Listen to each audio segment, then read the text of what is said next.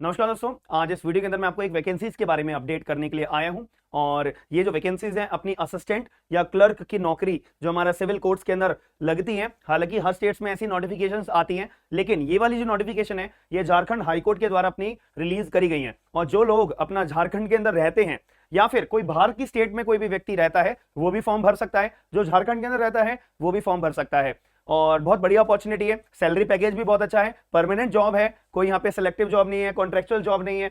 तो यहाँ पे आप परमानेंट बेसिस पे अपना सिलेक्ट होंगे as a assistant of the civil court. और ये जो अपनी वैकेंसीज हैं इसको कंडक्ट कौन करवा रहा है? ये हाई कोर्ट ऑफ झारखंड के द्वारा वैकेंसीज लाई गई हैं, उन्हीं के द्वारा यहाँ पे एग्जाम कंडक्ट करवाया जाएगा। और उन्हीं की ऑफिशियल वेबसाइट पे, झारखंड हाईकोर्ट की ऑफिशियल वेबसाइट पे ही जाकर आपको सारी अपडेट्स देखनी पड़ेंगी। अब ये जो आपका एग्जामिनेशन होगा, यहाँ पे एग्जाम देने के बाद में आपका सिलेक्शन होगा, दो फेज में एग्जाम होगा, एक तो रिटन टेस्ट होगा और एक इंटरव्यू होगा, बात खत्म। अगर आप अपने रिटन टेस्ट एंड इंटरव्यू अच्छा तरीके से अपना दे लेते हो, मेरिट लिस्ट में नाम आ जाता है, सीधा आपका सिलेक्शन होगा, बात खत्म हो जाती है। और अब हम बेसिक जो जनरल बातें हमारे को पता होनी चाहिए एग्जाम का फॉर्म भरने के लिए। अब इस नौकरी के लिए मैं अपना एलिजिबल हूं या नहीं हूं, इंटरेस्टेड हूं या नहीं हूं, एज लिमिट क्या है, इसकी सिलेबस क्या है, वगैरह वगैरह सारी डिटेल्स हमारे को इस नोटिफिकेशन में देखने को मिलेगी। और इसकी पीडीएफ जो है आपको मेरे टेलीग्राम ग्रुप पे मिल जाएगी, लिंक डिस्क्रिप्शन बॉक्स में है, टेलीग्राम अपना ग्रुप को ज्वाइन कर लीजिएगा।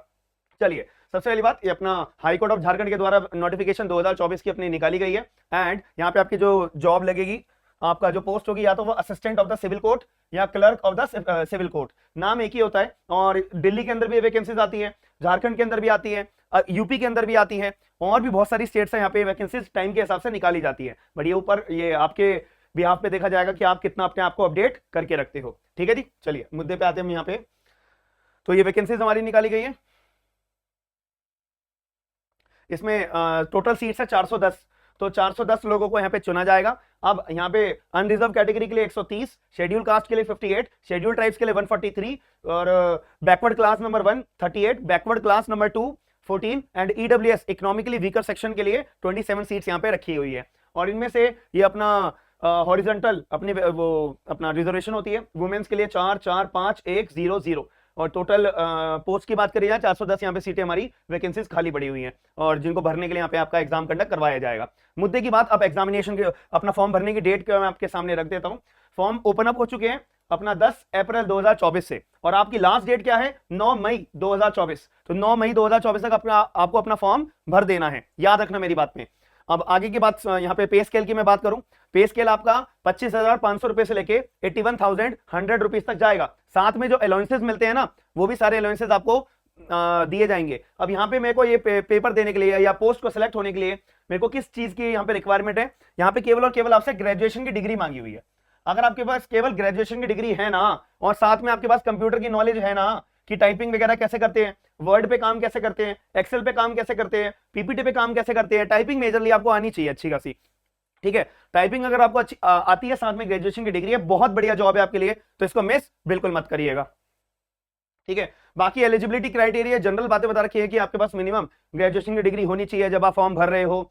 दूसरी बात, आपको कंप्यूटर की नॉलेज आनी चाहिए। तीसरी बात, यहाँ पे आपको एटलीस्ट 1 मिनट में आप 20 शब्द लिख सको, 1 मिनट के अंदर आप 20 शब्द लिख सको, इतनी टाइपिंग स्पीड आपकी होनी चाहिए, जो कि बहुत बहुत जनरल बात है। 20 शब्द 1 मिनट में आप बहुत इजीली लिख पाओगे, और आज के ट्रेंड के हिसाब से तो हर कोई कंप्यूटर वगैरह अपना यूज करता है, तो उनके लिए बहुत ईजी रहेगा। ठीक है, बाकी अभी एक बार रीड कर लीजिएगा। और एज लिमिट की मैं बात करूं, मिनिमम अगर आपकी 21 साल है फॉर्म भर सकते हो, मैक्सिमम आपकी 35 साल की उम्र है तो आप इजीली फॉर्म भर सकते हो। यानी कि जनरल वालों के लिए 21 साल से 35 साल, और जो अपना कैंडिडेट्स झारखंड के अंदर रहते हैं उनके लिए यहाँ पे जो रिजर्व कैटेगरी वाले कैटेगरी में लोग आ सकते हैं, उनके लिए और फायदा है 37 ईयर्स तक की, 38 ईयर्स तक की, 40 ईयर्स तक की। और जो मैंने आपको अभी रिजर्व कैटेगरी के बारे में बात करी थी, schedule caste, schedule tribes, backward class 1, backward class 2, EWS, ये वही लोग अपना रिजर्व कैटेगरी का बेनिफिट उठा पाएंगे जो रेजिडेंट है अपना झारखंड के। अब अगर मैं दिल्ली में रहता हूं और अगर मेरे को ये फॉर्म भरना है, मैं भर सकता हूं, बिल्कुल भर सकता हूं। लेकिन अगर मैं शेड्यूल कास्ट हूं या शेड्यूल ट्राइब्स हूं या बैकवर्ड क्लास हूं या ईडब्ल्यूएस की कैटेगरी में मैं आता हूं, तो ये इस रिजर्वेशन का बेनिफिट मैं पा सकता हूं, इस पर्टिकुलर जॉब में नहीं पा सकता। मेरे को अगर फॉर्म भरना है तो जनरल कैटेगरी के अंदर मुझे भरना पड़ेगा। इतनी बात आपको क्लियर हो जाती है? चलिए, अब ये डिसेबल कैंडिडेट्स के लिए कि आपको कितना परसेंट आपका डिसेबिलिटी है वगैरह वगैरह। अब यहाँ पे बात आ जाती है कि आपको फॉर्म कैसे भरना होगा। फॉर्म भरने के लिए आपके पास अपनी फोटो होनी चाहिए, ग्रेजुएशन की डिग्री आपके पास हाथ में होनी चाहिए, सिग्नेचर आपकी जेपीजी के अंदर आपने अपना बना के रखना होना चाहिए। ये सारी डिटेल्स अपनी बता रखी है। ठीक है। और अब यहाँ पे आपको अपनी स्कैन्ड कॉपी जो आपकी फोटो लगेगी वो उसका साइज बता रखा है, जेपीजी फॉर्मेट के अंदर होना चाहिए। ये सब बेसिक बातें हैं, जब आप फॉर्म भर रहे होंगे आपको पता लग जाएंगी। अब मुद्दे की बात आती है कि मेरा एग्जामिनेशन फॉर्म की जो फीस होगी वो 500 रुपए है जनरल वालों के लिए, और जो रिजर्व कैटेगरी में schedule caste and schedule tribes वालों के लिए 125 रुपए का अपना फॉर्म यहाँ पे फिक्स करके रखा हुआ है। ठीक है जी, चलिए। अब ये इंपॉर्टेंट कुछ बातें हैं कि आपको जो फॉर्म फिल करना पड़ेगा वो इंग्लिश में करना पड़ेगा, पेपर होगा आपका वो इंग्लिश में होगा, हिंदी के अंदर आपका नहीं होगा। ये सारी बातें इन्होंने बेसिक यहाँ पे बता रखी है। ठीक है। अब यहाँ पे ना एक फॉर्म दिया हुआ है, ये वाला फॉर्म। अब ये वाला फॉर्म का मतलब क्या होता है, स्क्राइब। मान लेते हैं कि मैं डिसेबिलिटी में आता हूं या मैं हैंडीकैप हूं, जिससे कि मैं अपना रिटर्न पेपर लिख नहीं पाऊंगा। अब उस केस के अंदर मैं अपना पेपर कैसे दे पाऊंगा? तो उसके लिए मेरे को किसी अपने साथी की जरूरत होगी, मेरे को अपने कोई रिलेटिव की जरूरत होगी। तो इस केस में आपको अगर अपना कोई साथी लेकर आना है, अगर कोई अपना जानने वाला लेकर आना है जो आपके बिहाफ पे पेपर लिख सकेगा, आपको एक एडिशनल फॉर्म भरना पड़ेगा उन कैंडिडेट्स के लिए। ठीक है जी। बाकी आप अगर नॉर्मल हो, आप अगर डिसेबल नहीं हो, देन इस केस में आपको ये फॉर्म भरने की जरूरत नहीं है। अब मुद्दे की बात आती है सिलेबस के बारे में और एग्जामिनेशन स्कीम के बारे में। आपका दो तरह से आपका स्टेज में एग्जाम होगा, एक तो रिटन टेस्ट एंड एक इंटरव्यू। रिटन टेस्ट आपका 90 मार्क्स का होगा, जिसमें आपको 2 घंटे दिए जाएंगे और मिनिमम आपको 40% मार्क्स अपने पासिंग में लेके आने हैं। आप अगर रिजर्व कैटेगरी के हो, अनरिजर्व कैटेगरी के हो यानी कि जनरल के हो, तो अगर आप रिजर्व में हो तो 30% आपको मिनिमम पासिंग मार्क्स लेके आने पड़ेंगे। अब इसके बाद आपका कंप्यूटर स्किल टेस्ट भी होगा, जो कि बस मार्क्स इसके जुड़ेंगे नहीं, बस एक क्वालिफाइंग इन नेचर है। ये जांचने के लिए बच्चा एटलीस्ट अपना कैंडिडेट अपना टाइपिंग वगैरह अच्छे से कर रहा है नहीं कर रहा है। ठीक है। और फिर आपका इंटरव्यू होगा 15 मार्क्स का, और आपका रिटन टेस्ट में 90 मार्क्स में से कितने नंबर आए हैं और 15 मार्क्स में से इंटरव्यू में कितने आए हैं, यानी कि टोटल आपका मेरिट बनेगा 105 नंबर में से। 105 नंबर में से आप जितने नंबर लेके आओगे उनके बेसिस पे आपको जज करा जाएगा कि हाँ ये बच्चा सिलेक्टेड है या नहीं है। अब इस केस के अंदर मेरा जो रिटन टेस्ट है वो 3 ग्रुप्स के अंदर होगा। पहला इंग्लिश, मेरे के इंग्लिश कॉम्प्रिहेंशन मुझसे पूछा जाएगा, एंड इंग्लिश ग्रामर के क्वेश्चंस आएंगे, इंग्लिश वर्ड पावर के क्वेश्चंस आएंगे, ऐसे राइटिंग में से पूछी जाएगी, जनरल नॉलेज के क्वेश्चंस में पे 30 नंबर के आएंगे, and numeric ability reasoning test जो मैथमेटिकल हमारे क्वेश्चंस होते हैं वो मेरे से पूछे जाएंगे 30 नंबर के। तो 30 30 एंड 30 टोटल हो गए मेरे 90 मार्क्स का पेपर हो गया। हर एक ग्रुप को 30 नंबरों से डिवाइड करा हुआ है।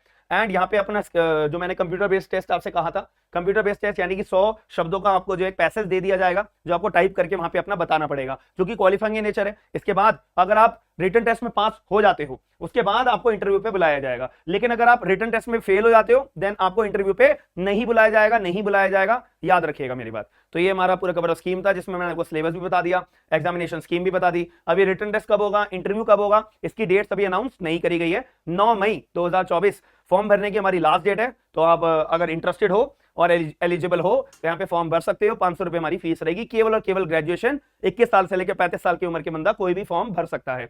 अगर आपका कोई भी डाउट रहता है तो कमेंट बॉक्स के अंदर बता दीजिएगा, और आपको लगता है कि ये वीडियो देखने के बाद मेरे को कुछ एक्स्ट्रा नॉलेज मिली है तो प्लीज वीडियो को लाइक करके और लोगों को शेयर कर दीजिएगा, ताकि आप एलिजिबल नहीं हो लेकिन कोई अन्य व्यक्ति जो आपका कोई दोस्त होगा वो एलिजिबल होगा, तो उसके लिए काम की वीडियो रहेगी। बाकी मिलते हैं नेक्स्ट वीडियो के अंदर। वीडियो पसंद आई है तो वीडियो को लाइक जरूर करिएगा। हम मिलते हैं नेक्स्ट वीडियो में। थैंक यू, धन्यवाद।